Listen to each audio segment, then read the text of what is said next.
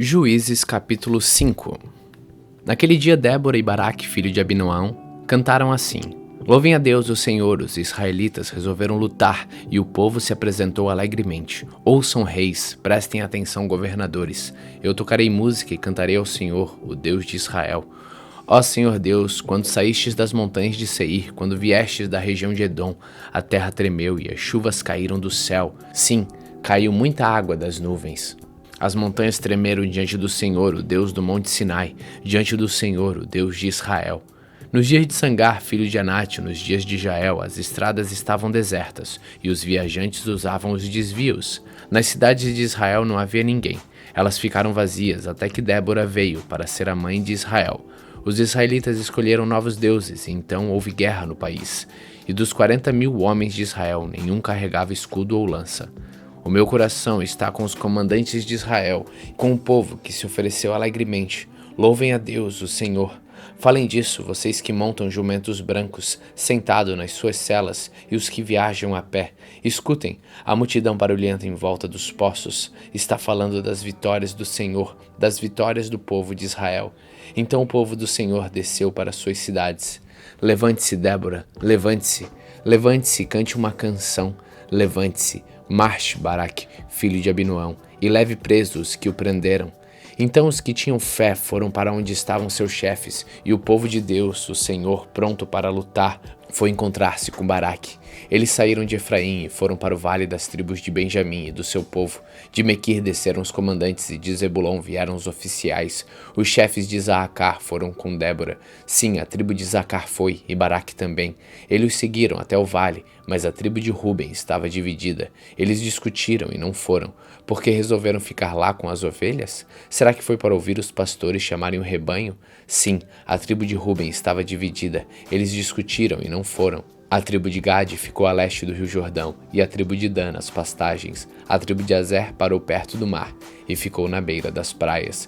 Mas o povo de Zebulon e de Naphtali arriscou a sua vida no campo de batalha. Os reis vieram e lutaram com Taanac, perto do riacho de Meguido. Os reis de Canaã lutaram, mas não tomaram dos inimigos nenhuma prata. Até as estrelas lutaram. Enquanto caminhavam pelo céu, elas lutaram contra Cícera. Os inimigos foram arrastados por uma enchente do rio Quizon, o velho rio Quizon.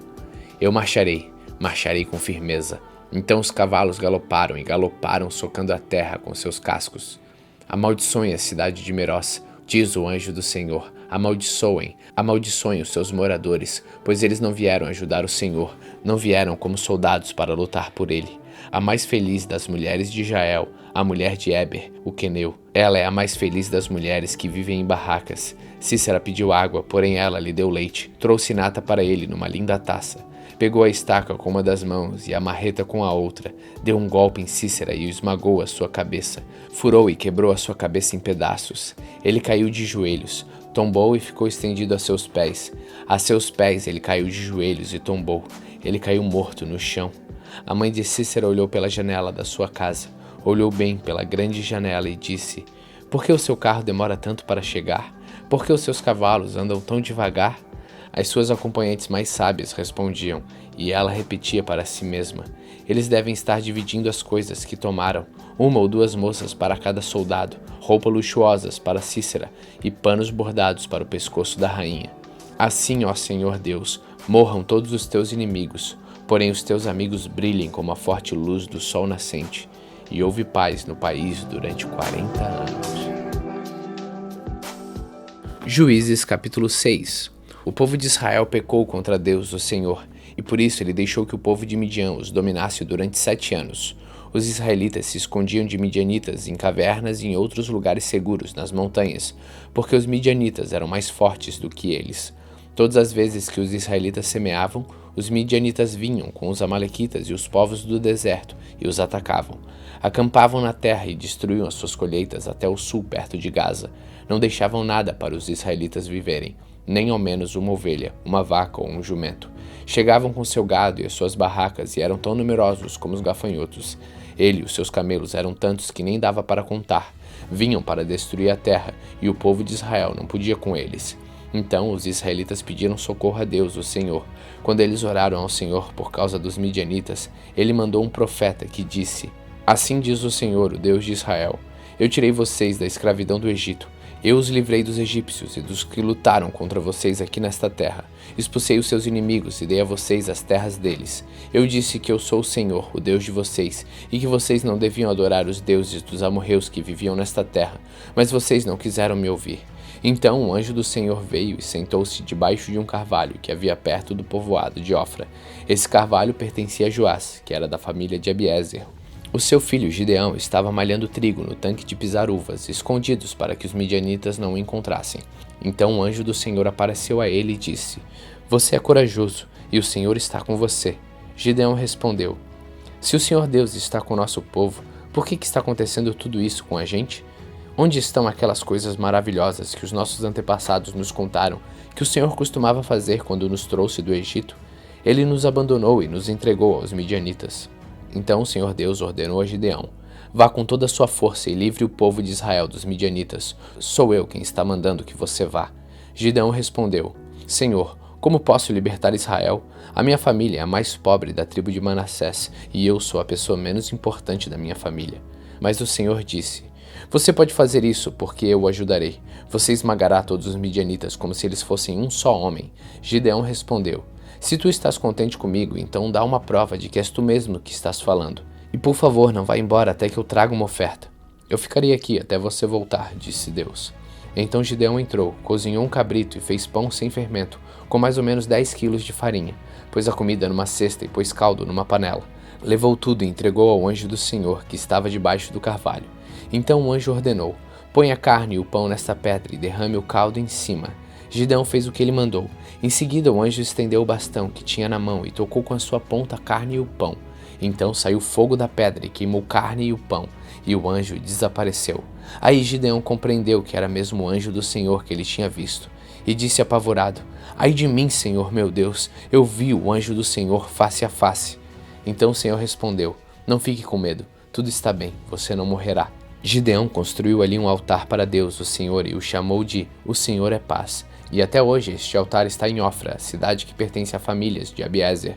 Naquela noite o Senhor disse a Gideão: Leve um touro que pertence ao seu pai e outro touro de 7 anos e derrube o altar do deus Baal, que é do seu pai, e também o poste da deusa Azerá, que está ao seu lado. Neste lugar alto e seguro, faça para o Senhor o seu Deus um altar de pedras bem arrumadas.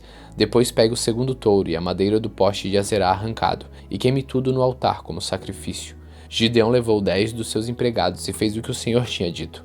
Porém, como estava com medo da sua família e do povo da cidade, em vez de fazer isto de dia, fez de noite. De madrugada, quando os homens da cidade se levantaram, acharam o altar de Baal e o poste da deusa Azerá derrubados, e o segundo touro queimado no altar que tinha sido construído ali. E perguntavam: Quem será que fez isso? Procuraram saber e descobriram que tinha sido Gideão, filho de Joás. Então disseram a Joás: Traga o seu filho aqui para ser morto, porque ele derrubou o altar de Baal e o poste da deusa Azerá. Mas Joás disse a todos que estavam ali reunidos contra ele: Vocês estão defendendo Baal? Quem o defender será morto antes do amanhecer. Se Baal é Deus, que ele mesmo se defenda. O altar dele é que foi derrubado. Daquele dia em diante, Gideão passou a ser chamado de Jerubaal, pois Joás tinha dito: Que Baal mesmo se defenda. O altar dele é que foi derrubado. Então todos os midianitas, os amalequitas e os povos do deserto se juntaram e atravessaram o rio Jordão e acamparam no vale de Jezreel. E o Espírito do Senhor dominou Gideão. Ele tocou uma corneta feita de chifre de carneiro, e os homens do grupo de famílias de Abiezer foram juntar-se a ele. Gideão enviou também mensageiros para chamar os homens das tribos de Manassés, de Asser, de Zebulon e de Naftali. Eles também foram se juntar a ele. Então Gideão disse: Ó Deus, tu dissestes que queres me usar para libertar o povo de Israel. Pois bem, vou pôr um pouco de lã no lugar onde malhamos o trigo. Se de manhã o orvalho tiver molhado somente a lã, e o chão em volta dela estiver seco, então poderei ficar certo de que tu realmente me usarás para libertar Israel. O que ele disse aconteceu. Na manhã seguinte, Gideão se levantou, espremeu a lã e dela saiu água que deu para encher uma tigela. Então ele pediu a Deus: Não fiques zangado comigo, mas deixa que eu fale só mais uma vez. Deixe, por favor, que eu faça mais uma prova com a lã, que desta vez a lã fique seca e que haja orvalho somente no chão em volta dela. E Deus fez isso naquela noite. A lã ficou seca e o chão em volta ficou coberto de orvalho.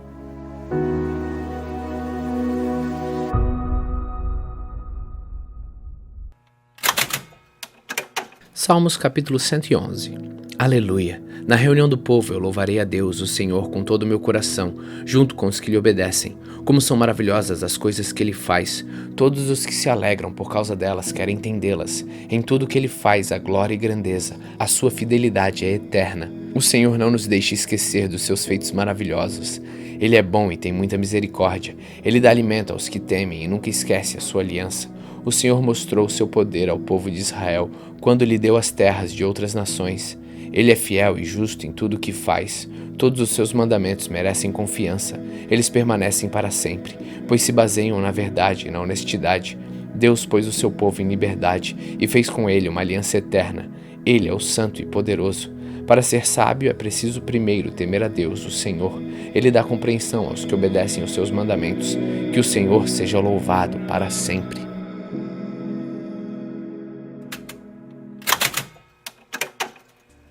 Romanos capítulo 13.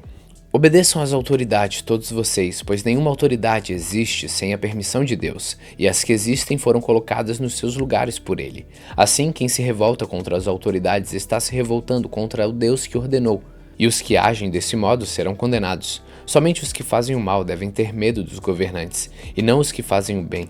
Se você não quiser ter medo das autoridades, então faça o que é bom, e elas o elogiarão, porque as autoridades estão a serviço de Deus para o bem de você.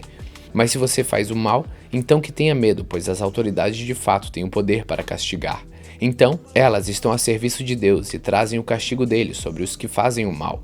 É por isso que você deve obedecer às autoridades, não somente por causa do castigo de Deus, mas também porque a sua consciência manda que você faça isso.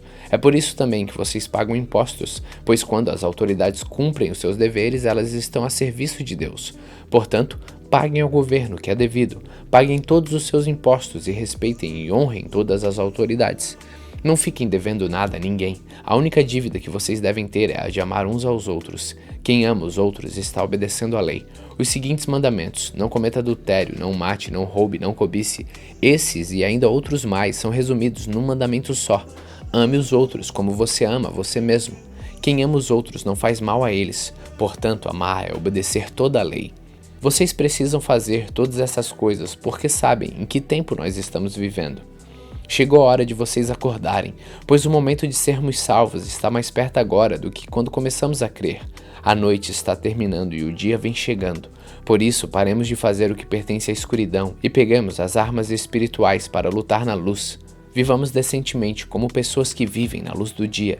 Nada de farras ou bebedeiras, nem imoralidade ou indecência, nem brigas ou ciúmes. Mas tenham as qualidades que o Senhor Jesus Cristo tem e não procurem satisfazer os maus desejos da natureza humana de vocês.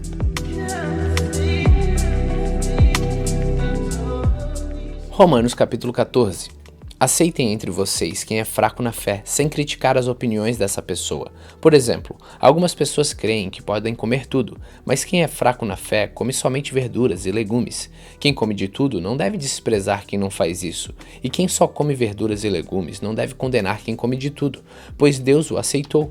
Quem é você para julgar o escravo de alguém? Se ele vai vencer ou fracassar, isso é da conta do dono dele. Ele vai vencer porque o Senhor pode fazê-lo vencer. Algumas pessoas pensam que certos dias são mais importantes do que outros, enquanto que outras pessoas pensam que todos os dias são iguais. Cada um deve estar bem firme nas suas opiniões. Quem dá mais valor a certo dia faz isso para honrar o Senhor.